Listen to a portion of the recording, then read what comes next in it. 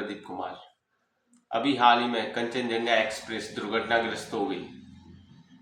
उसको पीछे से आ रही मालगाड़ी ने इतनी जोरदार टक्कर मारी कि उसके काफी सारे डिब्बे पटरी से उतर गए और काफी सारे लोगों की जान चली गई। आखिर क्या कारण रहा कि इस दुर्घटना में कंचनजंगा एक्सप्रेस को पीछे से मालगाड़ी ने टक्कर मार दी और किस कारण से यह दुर्घटना हुई, आइए समझते हैं।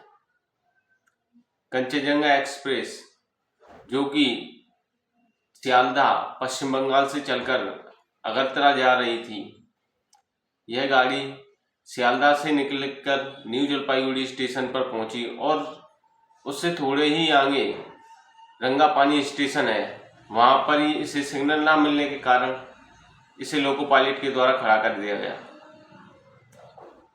पीछे से आ रही मालगाड़ी काफी स्पीड में थी और उस मालगाड़ी ने कंचनजंगा एक्सप्रेस को पीछे से टक्कर मार दी, जिसमें कि 9 लोगों की ऑन द स्पॉट मौत हो गई और करीब 50 से ज्यादा घायल हो गए। टक्कर इतनी जोरदार थी कि कंचनजंगा एक्सप्रेस के 3 से 4 बोगी बहुत ही बुरी तरह से क्षतिग्रस्त हो गई और मालगाड़ी का इंजन भी काफी डैमेज हो गया। मालगाड़ी का इंजन जब कंचनजंगा एक्सप्रेस की पीछे से लगा तो मालगाड़ी के इंजन जो बैठे हैं लोको पायलट जो ट्रेन को चला रहे थे, उसकी बोगी कंचनजंगा एक्सप्रेस की बोगी मालगाड़ी के इंजन में घुस गई और लोको पायलट की ऑन द स्पॉट मौत हो गई। तो वहीं कंचनजंगा एक्सप्रेस के गार्ड जो कि पीछे बैठे होते हैं, उसकी भी ऑन द स्पॉट मौत हो गई।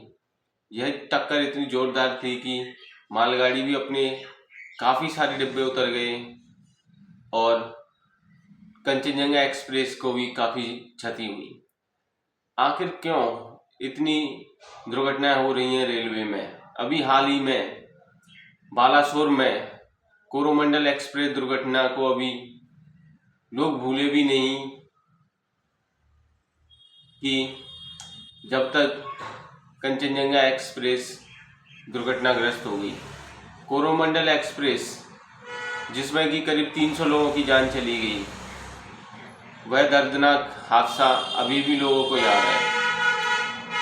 और इस तरह से रेलवे एक तरफ तो बुलेट ट्रेन चलाने की बात कर रही है, तो वहीं इंडियन रेलवे में हादसे कम नहीं हो रहे हैं। कहीं भी लोग जाते हैं तो अपने आप को असुरक्षित महसूस करते हैं।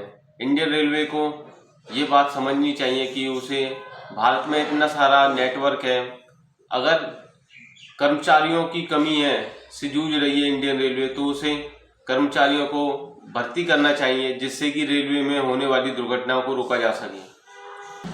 कंचनजंगा एक्सप्रेस जब रंगापानी स्टेशन पर पहुंचती है तो उसे पता चलता है कि सिग्नल खराब हो चुके हैं और जहां पर ये स्टेशन है वहां से पटरी को घुमाव दिया गया है, जिस वजह से पीछे से आ रही मालगाड़ी को आगे चल रही कंचनजंगा एक्सप्रेस दिखाई नहीं दी और उस समय बारिश भी काफी तेज हो रही थी।